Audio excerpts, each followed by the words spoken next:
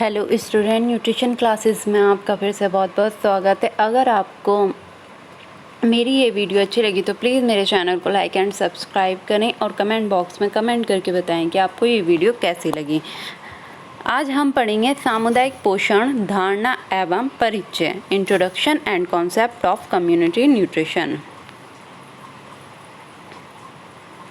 Introduction. किसी स्थान पर स्थायी रूप से बसने वाले व्यक्तियों के समूह को समुदाय कहा जाता है। छोटे से कस्बे या गांव से लेकर बड़े बड़े शहरों में अनेकों समुदाय होते हैं। समुदाय चाहे छोटा हो या बड़े, उनमें कुछ निश्चित विशेषताएं होती हैं, जैसे कि उनकी सामाजिक आर्थिक स्थिति, आपस में मेल मिलाप, सामाजिक संस्थाएं तथा कुछ हद तक सामुदायिक नियंत्रण। डेफिनेशन, परिभाषा। सामुदायिक पोषण व्यक्ति और समूह को स्वस्थ खाने की आदतों को विकसित करने और बीमारी को रोकने में मदद करने की प्रक्रिया है। सामुदायिक व्यवस्था में कुछ समस्याएं ऐसी होती हैं जिन्हें व्यक्तिगत स्तर पर नियंत्रित नहीं किया जा सकता है, जैसे संक्रामक रोग, बच्चों में बीमारी, पीने के पानी की स्वच्छता आदि। सामुदायिक पोषण वह विज्ञान है जिसमें किसी समुदाय में विद्यमान पोषणिक बीमारियों एवं समस्याओं के निदान हेतु पोषण संबंधी ज्ञान का व्यावहारिक उपयोग किया जाता है। उद्देश्य, पर्पस। सामुदायिक पोषण का लक्ष्य व्यक्ति और समूह को शिक्षित करना है, मतलब उन्हें पोषण से संबंधित ज्ञान प्रदान करना है कि पोषक तत्व क्या होते हैं, पौष्टिक आहार क्या होता है, उनको इस बारे में शिक्षित करना है ताकि वे स्वस्थ खाने की आदतों को अपना सकें।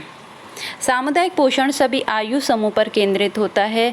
समूहों में शिशुओं से लेकर गर्भवती महिलाओं तथा वृद्ध वयस्कों को लक्षित किया गया है। सामुदायिक पोषण का उद्देश्य लोगों को स्वस्थ खाने की आदतों को अपनाना है।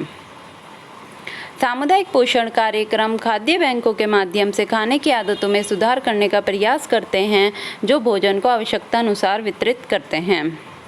कुछ शहरों में मासिक भोजन वितरण कार्यक्रम हैं। वितरक रियायती पैकेज प्रदान करते हैं जिसमें मांस, अंडे, सब्जियां, फल, रोटी, चावल जैसे स्वास्थ्य खाद्य पदार्थ शामिल होते हैं।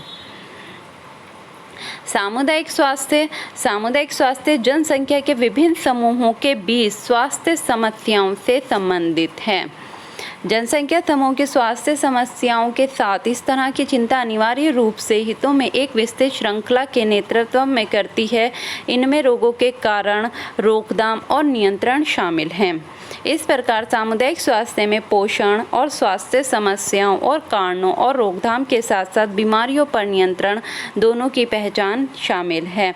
मतलब इसमें स्वास्थ्य समस्याएं पहले देखी जाती हैं कि पूरे एक समुदाय में क्या स्वास्थ्य समस्या चल रही है, फिर उसका क्या कारण है और फिर उसे किस तरह से उसकी रोकथाम की जाए, उसको किस तरह से नियंत्रण किया जाए, दोनों की पहचान शामिल होती है।